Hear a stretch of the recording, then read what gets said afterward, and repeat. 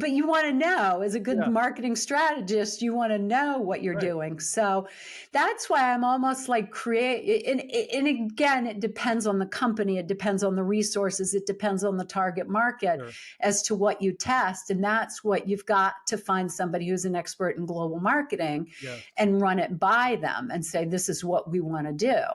Right. I think the testing is imperative. It's imperative for domestic marketing. It's almost like, and I tell my clients this all the time of having like the lifeblood or secret sauce of marketing is really like customer and buyer feedback loops, and in experimenting Yes.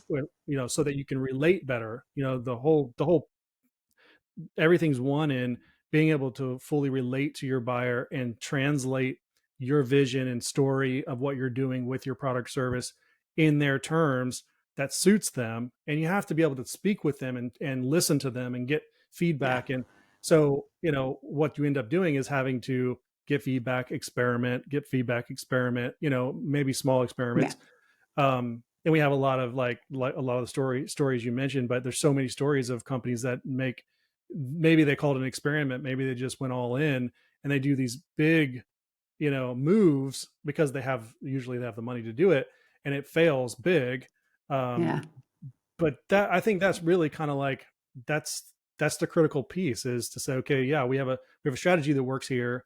We're going to take, in large part, that strategy against a hypothesis that's based on what we know about the local market we're going to and the local buyer.